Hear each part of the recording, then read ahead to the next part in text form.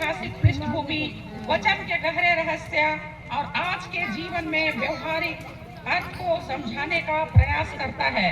नाटक का शीर्षक है खोज में रहो जीवित रहोगे। सोने का युग पर खोखला दृश्य। एक ओर भव्य मंदिर, दूसरी ओर झुग्गियां। धनी व्यापारी बाट तौल रहा है, गरीब महिला दरवाजे पर दान की भीख मांग रही है। समय था लगभग 760 ईसा पूर्व उत्तरी इस्राएल राज का। राजा यरोबाम द्वितीय के शासन में देश सीमाओं तक फैल चुका था। व्यापार फल फूल रहा था, मंदिरों में धूप जल रही थी और बलिदानों की संख्या बढ़ती जा रही थी। लेकिन यह सब एक भ्रामक सुरक्षा थी। समाज के दो हिस्से हो चुके थे, अत्यधिक धनी और अत्यधिक गरीब। न्याय कुचल दिया गया था, धर्म केवल एक औपचारिकता रह गया था। इसी काल में परमेश्वर ने एक साधारण गरेड़िया आमोस को उठाया।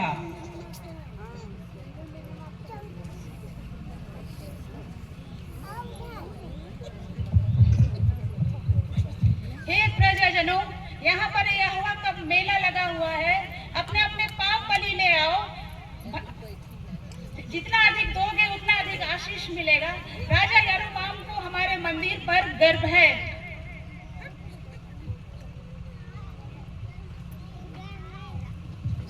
पुजारी, देखिए मेरा बलिदान।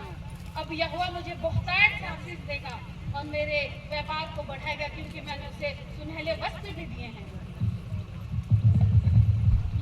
रुक जाओ। कौन है गड़ेरिया? यहाँ आकर मेला बिगाड़ रहा है। मैं कोई भविष्यवक्ता नहीं हूँ, मैं गरेड़िया हूँ। मैं बेर और दूध चुनने वाला हूँ। यहोवा ने मुझसे कहा है कि यदि तुम मेरी खोज में रहोगे तो जीवित रहोगे।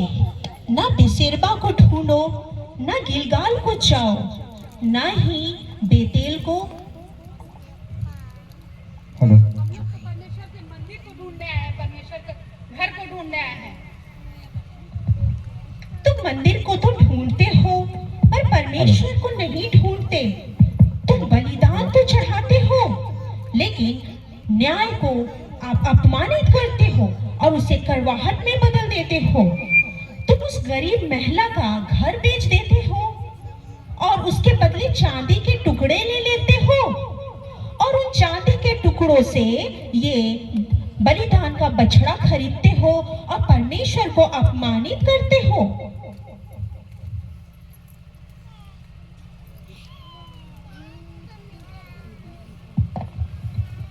सच करो भविष्यवक्ता, मेरा पति मर गया है और सालूम ने मेरा सारा खेत छीन लिया और पुजारी ने कहा है यही तेरे पापों का फल है। मैं राजा से शिकायत करूंगा। यह देशद्रोह है। यहाँ से निकल जाओ। गड़ेरिये, हे एलीम, तू सच्चाई को ढूंढ रहा है?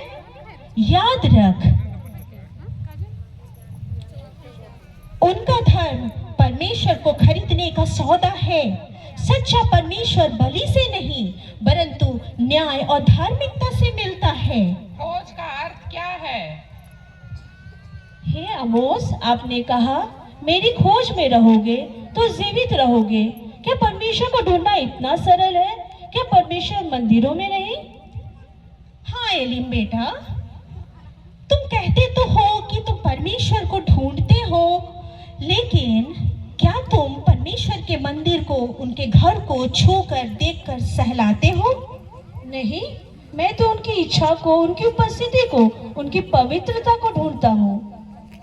बिल्कुल ठीक कहा। यही सत्य है और यही रहस्य भी है। इस्राएल की प्रजा परमेश्वर को तो ढूंढते हैं परंतु उसकी सच्चाई को नहीं ढूंढते। वे बलिदान की रस्मों को पूरी करते हैं लेकिन इसके पीछे, बलिदान के पीछे परमेश्वर के आत्मसमर्पण को नहीं करते, ना पूरी करते हैं। खोज का मतलब है अपने अपने जिद को त्याग देना।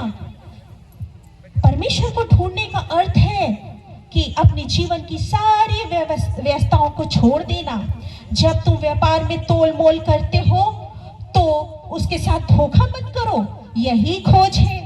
और जब तुम लोगों के साथ अन्याय करते हो तो अन्याय मत करो, और अन्याय के बाद आप मंदिरों में झूठी शांति ढूंढते हो, ये मत करो, यही खोज है। और सभी लोगों से मैं कहता हूँ कि परमेश्वर के धर्म को अपने सुविधा का साधन ना बनाओ, यही खोज है। तो क्या जीवित रहना केवल सांस लेना नहीं? नहीं एलिम, राजा यरोबाम की सारी प्रजाएं आज सांस तो ले रही है, लेकिन वे मृत है। आज पूरा समाज मरा हुआ है। सच्चा जीवन परमेश्वर के साथ संगति में है।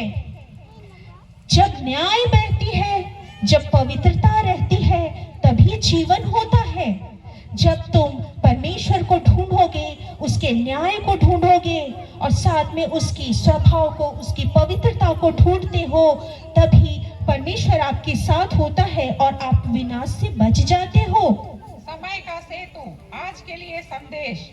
यह संदेश सिर्फ आमोस के समय के लिए नहीं था, यह हर उस युग के लिए है जहां धर्म व्यापार बन जाता है, जहां चर्च, मंदिर, मस्जिदें तो भरी पड़ी हैं, पर न्याय सड़कों पर मरा पड़ा होता है।